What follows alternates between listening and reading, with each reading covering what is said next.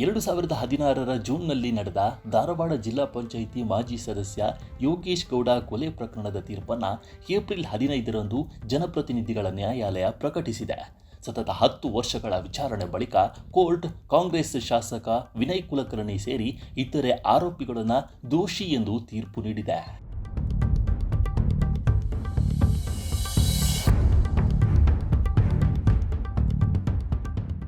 ಹೌದು, ಕರ್ನಾಟಕ ರಾಜ್ಯ ರಾಜಕೀಯದಲ್ಲಿ ಸಂಚಲನಕ್ಕೆ ಕಾರಣವಾಗಿದ್ದ ಧಾರವಾಡ ಜಿಲ್ಲಾ ಪಂಚಾಯಿತಿ ಮಾಜಿ ಸದಸ್ಯ ಯೋಗೇಶ್ ಗೌಡ ಕೊಲೆ ಪ್ರಕರಣದ ಅಂತಿಮ ತೀರ್ಪು ಪ್ರಕಟವಾಗಿದೆ. ಕಾಂಗ್ರೆಸ್ ಶಾಸಕ ವಿನಯ್ ಕುಲಕರ್ಣಿ ಸೇರಿ 21ರ ಪೈಕಿ 17 ಮಂದಿ ಆರೋಪಿಗಳು ದೋಷಿ ಎಂದು ಜನಪ್ರತಿನಿಧಿಗಳ ವಿಶೇಷ ನ್ಯಾಯಾಲಯ ತೀರ್ಪು ನೀಡಿ ಆದೇಶ ಹೊರಡಿಸಿದೆ.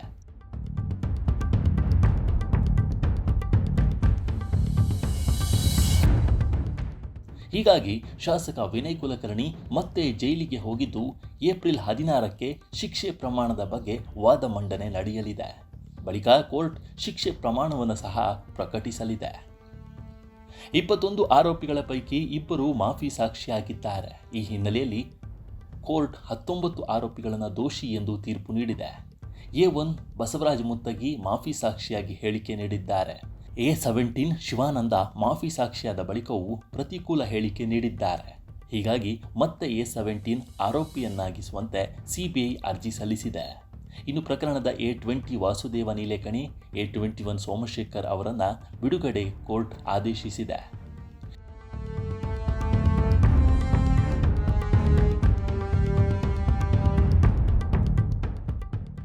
A2 Vikram, A3 Keerthikumar, A4 Sandeep, A5 Vinayak, A6 Mahabaleshwar alias Mudaka, A7 Santosh, A8 Dinesh, A9 Ashwath, A10 Sunil, A11 Nazeer Ahmed, A12 Shanawaz, A13 Nutan, A14 Harshith, A15 Vinay Kulkarni, A16 Chandru Mama, A18 Vikas Kalaburagi, A19 ಚನ್ನಕೇಶ್ವರ್ ಟಿಂಗರಿಕರ್. ಇನ್ನು ಈ ಪ್ರಕರಣದ ಹಿನ್ನೆಲೆ ಏನು ಅನ್ನೋದನ್ನು ನೋಡೋದಾದರೆ, ಧಾರವಾಡದ ಜಿಲ್ಲಾ ಪಂಚಾಯಿತಿ ಮಾಜಿ ಸದಸ್ಯ ಯೋಗೇಶ್ ಗೌಡ ಅವರನ್ನು 2016ರ ಜೂನ್ 15ರಂದು ಸಪ್ತಾಪುರ ಬಡಾವಣೆಯ ಜಿಮ್ನಲ್ಲಿ ದುಷ್ಕರ್ಮಿಗಳು ಮಾರಕಾಸ್ತ್ರಗಳಿಂದ ಬರ್ಬರವಾಗಿ ಕೊಚ್ಚಿ ಕೊಲೆ ಮಾಡಿದ್ದರು. ಈ ಸಂಬಂಧ ಧಾರವಾಡದ ಉಪನಗರ ಪೊಲೀಸರು ಪ್ರಕರಣ ದಾಖಲಿಸಿ ತನಿಖೆ ಸಲ್ಲಿಸಿದರು.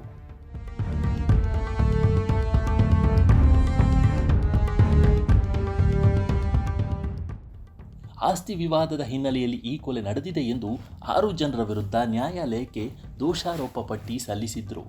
ಆದರೆ ಕೊಲೆಯಾದ ಯೋಗೇಶ್ ಗೌಡ ಕುಟುಂಬದ ಸದಸ್ಯರ ಒತ್ತಾಯದ ಮೇರೆಗೆ 2019ರಲ್ಲಿ ಈ ಪ್ರಕರಣವನ್ನು ಸಿಬಿಐ ತನಿಖೆಗೆ ವಹಿಸಲಾಗಿತ್ತು. ಬಳಿಕ ಸಿಬಿಐ ತನಿಖೆಯಲ್ಲಿ ಇದು ರಾಜಕೀಯ ಪ್ರೇರಿತ ಕೊಲೆ ಎಂಬುದು ತಿಳಿದು ಬಂದಿತ್ತು. ಅಲ್ಲದೆ ಈ ಕೊಲೆಯಲ್ಲಿ ವಿನಯ್ ಕುಲಕರ್ಣಿ ಕೈವಾಡವಿರುವ ಶಂಕೆ ವ್ಯಕ್ತವಾಗಿತ್ತು. ಈ ಹಿನ್ನೆಲೆಯಲ್ಲಿ 2020ರ ನವೆಂಬರ್ 5ರಂದು ಸಿಬಿಐ ಅಧಿಕಾರಿಗಳು ವಿನಯ್ ಕುಲಕರ್ಣಿ ಅವರನ್ನು ಬಂಧಿಸಿದ್ದರು. ಈ ಪ್ರಕರಣದಲ್ಲಿ ವಿನಯ್ ಸೇರಿ ಒಟ್ಟು 21 ಮಂದಿ ಆರೋಪಿಗಳ ವಿರುದ್ಧ ನ್ಯಾಯಾಲಯಕ್ಕೆ ದೋಷಾರೋಪ ಪಟ್ಟಿ ಸಲ್ಲಿಸಿದ್ದರು.